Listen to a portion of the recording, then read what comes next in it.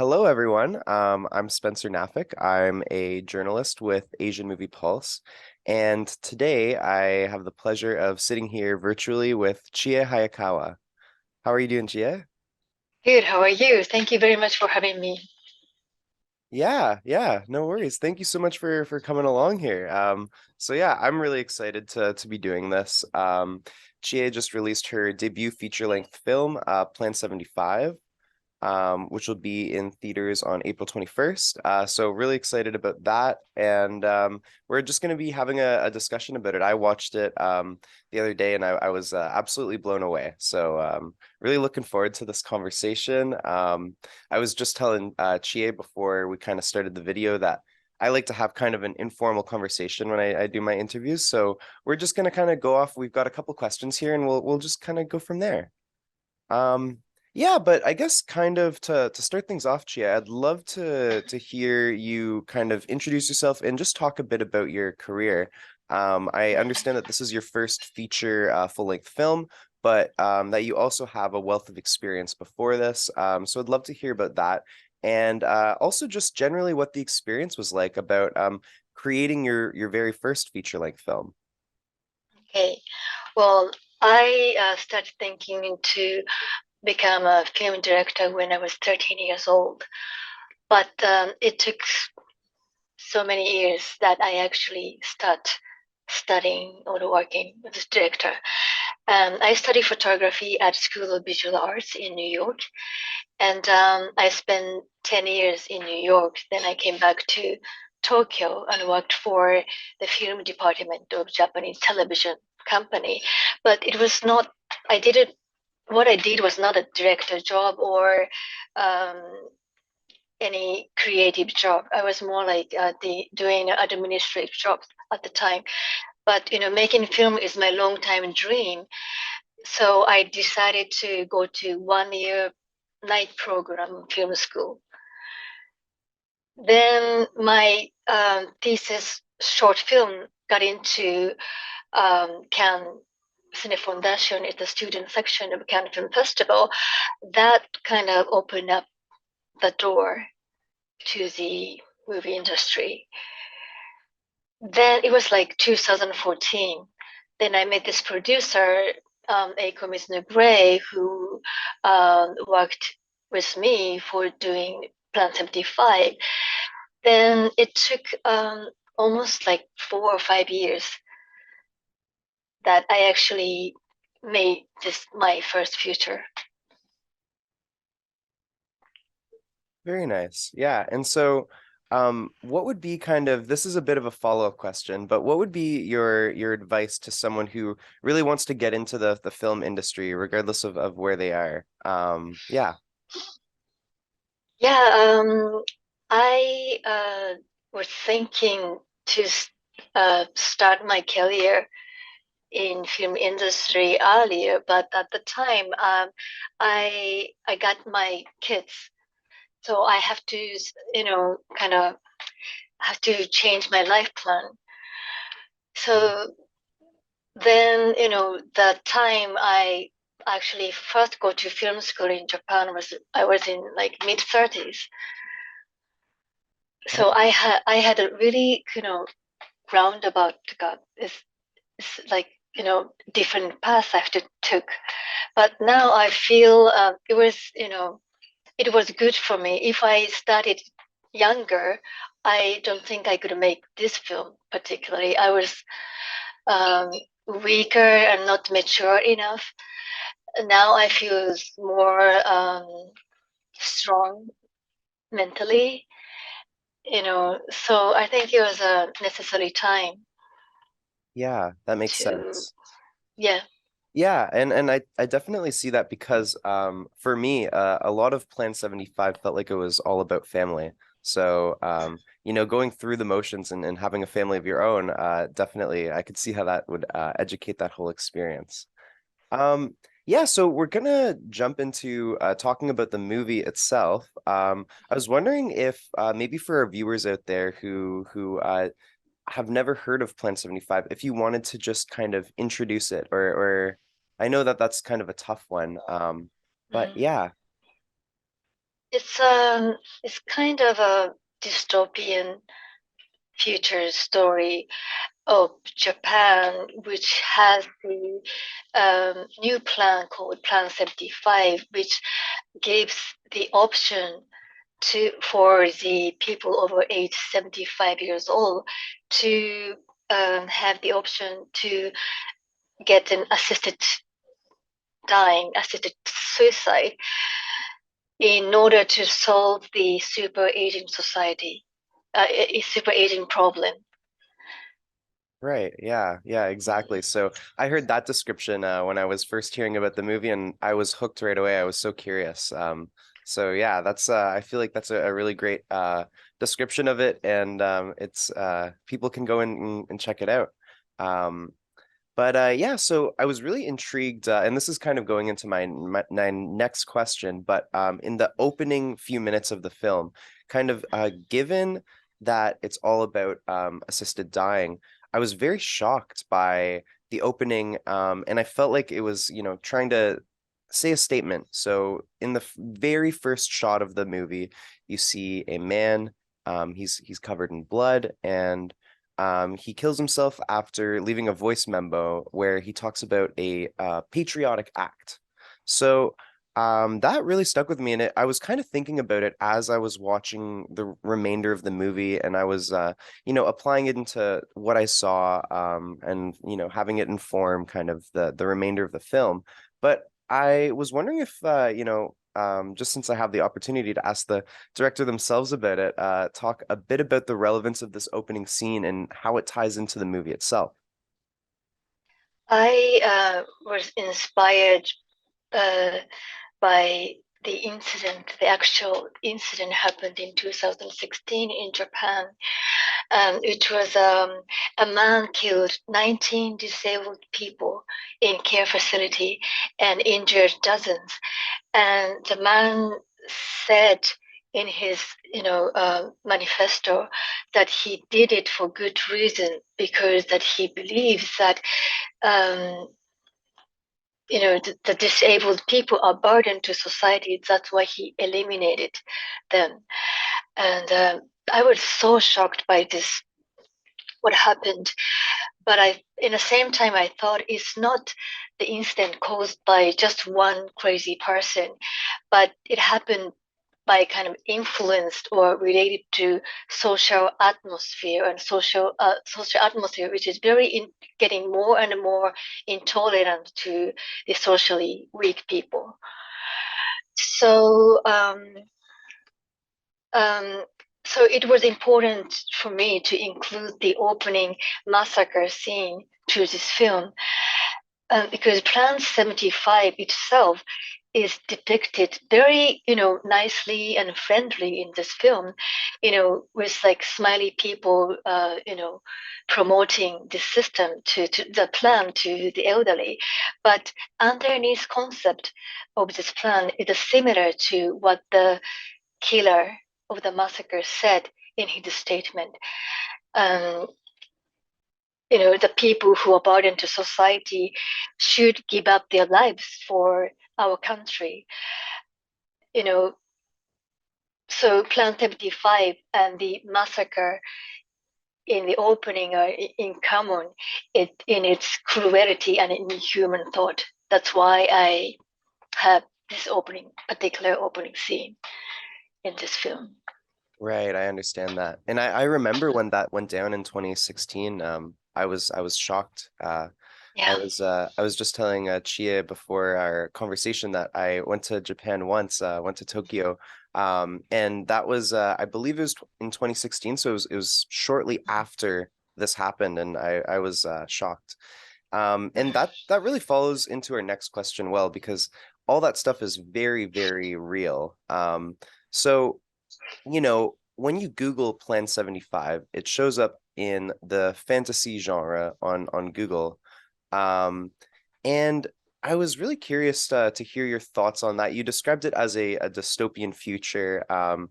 And I wanted to know how much you think that your movie is prescient in terms of it could have, maybe take on some sort of form of its own in the future.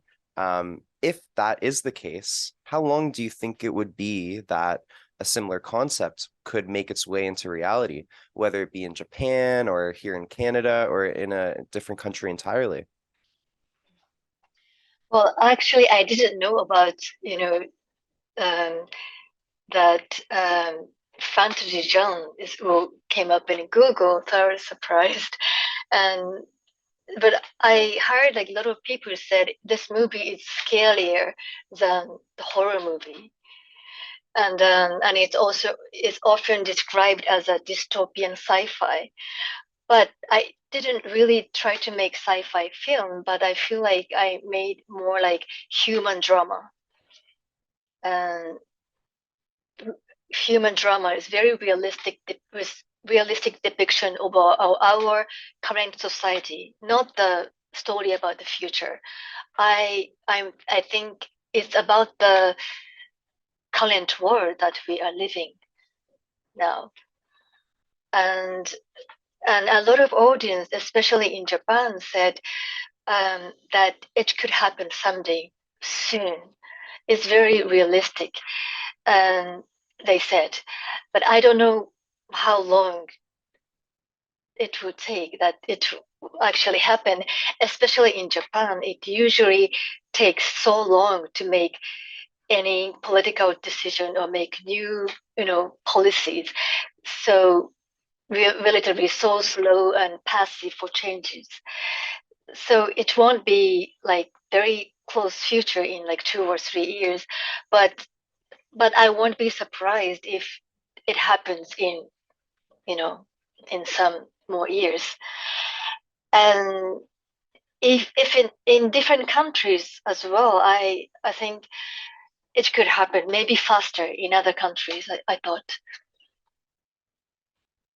Yeah, definitely. So, it could be like considered a science fiction or dystopian future, but really at its core, at least from what I'm hearing, is that it is kind of a cautionary tale too. It's where a lot of people need to realize the way that things are going and the fact that this could happen, especially with a rapidly aging population. Right. Yeah, so I'm kind of circling back a little bit, but this is kind of going back to what you were talking about that opening scene. Very scary.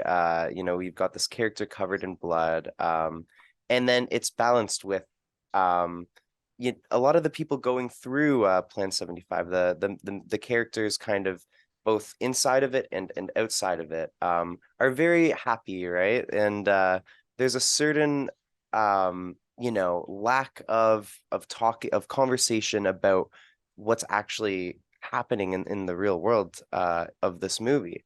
So I find that, through this movie, it's very much a show but don't tell sort of thing where the slow shots of characters, routines, their facial expressions, and their body language often reveal a lot more about the movie's reality than the dialogue itself. It seems like a lot of the conversations kind of avoid the real essence of the film, and it's in kind of what these characters are doing in terms of their body language, facial expressions, etc.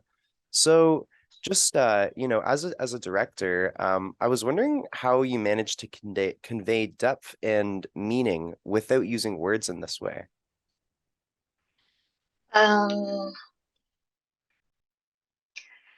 I believe that cinema is an art of image. So I like to depict the characters and their emotions without using words. And also I trust the audience without, you know, explaining too much. I thought I don't need like too much explanation to this. The audience is smart enough to feel it. And um, so and also I like silence of the film, that because it stimulates audience's imagination and sensitivity.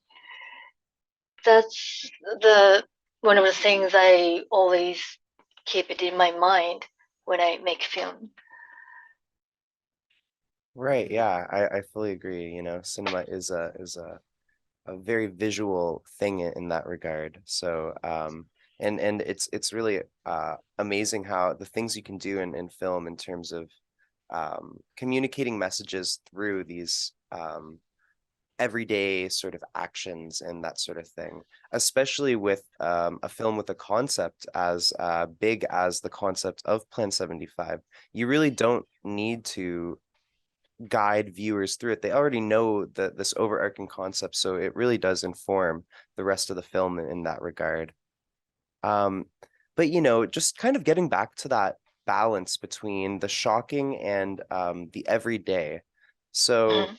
you know, we touched on this a bit earlier, but the day-to-day lives of the characters in the movies, including, those both on the giving end and on the receiving end of Plan 75, um, are very removed from the plan itself. At least in the beginning.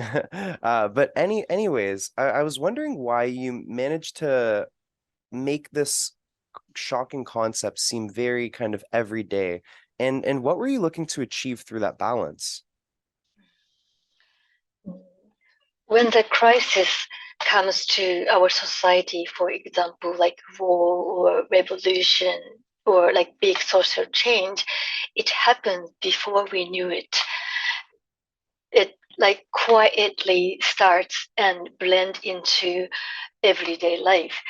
And I thought that's very dangerous and scary because it looks so ordinary and like everyday scenery. People don't realize what kind of world we are living in and get involved in.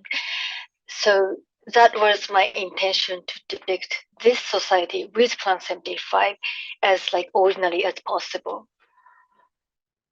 Right. So how like crazy things is happening in the film, but it looks so, natural and people accept it. So, without doubt, that's one of the, scary and eerie thing to me.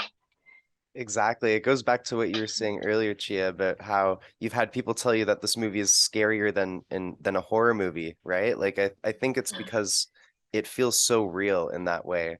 And that really goes beyond having this crazy plan. Like I think it's also, at least from my perspective, a message about how just everyone on a day-to-day basis is kind of alienated from these big things happening around the world, right? So in that sense, it felt very, very real. Um, yeah, I my next question is kind of a fun one. Okay. I'm kind of going back and forth here, unfortunately, but kind of going back to the visual style of Plan 75. I was just curious if you had a favorite shot personally in the movie. You mean shot or scene? Like Or maybe actually I think I mean scene. Yeah. scene. Okay. I love the bowling scene of Michi, the old lady, and the young telephone lady. Right, right. And why would you choose that scene as your favorite scene? It's so intimate, and the Michi, the old lady, is happiest Right. in the film. So Yeah. you know, I I cried. I often cried when I'm watching that particular scene. Oh wow. Although the scene itself is so happy and fun, but somehow it makes me cry. Exactly. Yeah. I know exactly what you mean. And it really seemed like and we won't go into the details of the movie, but up until that point, Michi wasn't someone who was used to having a lot of fun in the company of others. So when she was getting cheered on by everyone around her, it was very, very, very nice. Yeah, I won't go into long detail, but personally, I wanted to share my favorite shot from the Yes, film, please. which is also a shot with Michi, and it's when she sees that little girl with the skipping rope, doing the jumping with the skipping rope. Yeah. I loved that scene. And it's I don't want to talk too much about the film for the people here on YouTube who might not have seen it, but the the way the story kind of works leading up to that scene, I think is it just makes it so beautiful. So that was my favorite scene. Oh, Um, thank you. yeah, and this kind is it goes in a very similar vein, but um, when I was preparing for this interview, I was looking at other interviews that we have with Asian Movie Pulse, and I realized that we have a pre-existing interview on Plan 75. Um, in this interview, you write that lighting symbolizes the beauty of our existence. It stands as proof that we are beautifully alive. So I thought that was a wonderful quote, and I was wondering if you could elaborate on this and maybe talk a little bit um, about how you apply lighting as a form of poetry and rumination in Plan 75 and just in general as a director. I um I didn't want to make this film just a depressing and dark story. I wanted to depict more like beauty of life and how precious our life is. And sunlight was a key to project the beauty of life. So I wanted to create the moment Michi, the old lady, the protagonist of this film, feels the sunlight to show that she loves being alive and feels the warmth of sunlight. Right. Yeah, that makes a lot of sense. And I'm just as you're saying this, I'm noticing your Zoom background, and I was wondering, is that the same shot from the film of the Yes. sunlight? Oh, Yeah. wow, I didn't even realize that. Yes. Oh, that's Right. awesome. That's another very beautiful shot in the movie, and yeah, that part was really great.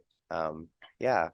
And as someone who's not very like visual, I really like hearing you talk about the way that kind of mood can be evoked through lighting and how that can create feeling. I find that really cool. And in Plan 75, you do it in a very intentional way. And even I can tell that as someone who's not very visual with the way I think.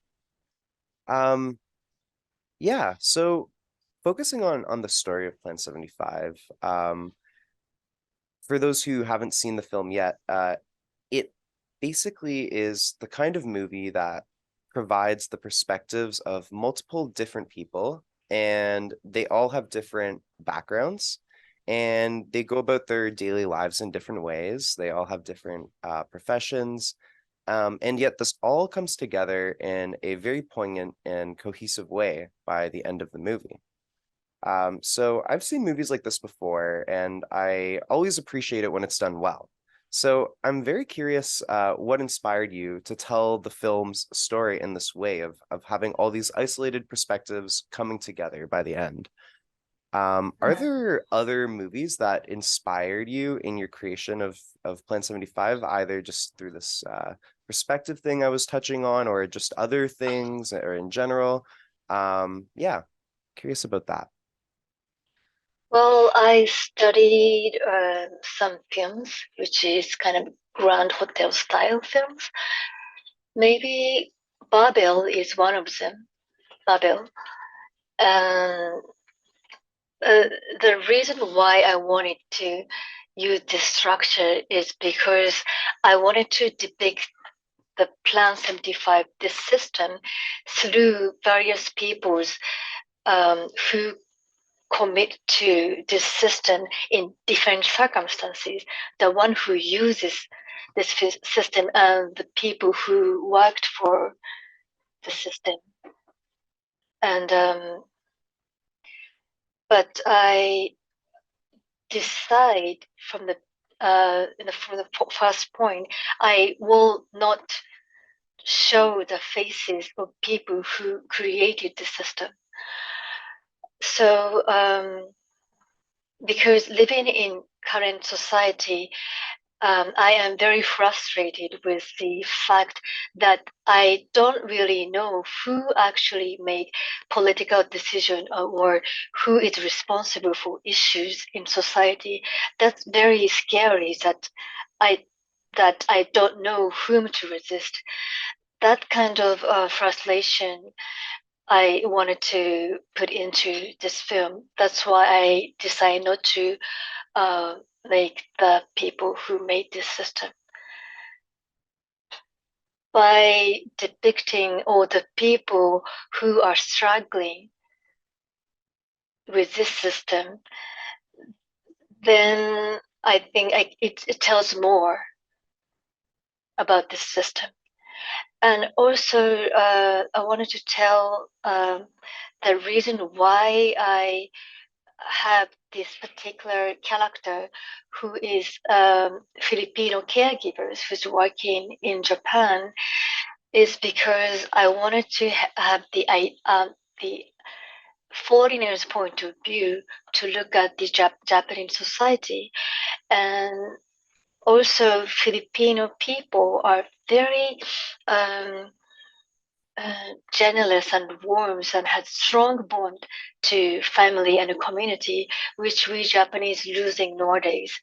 So I wanted to make this contrast between Filipino society and Japanese society.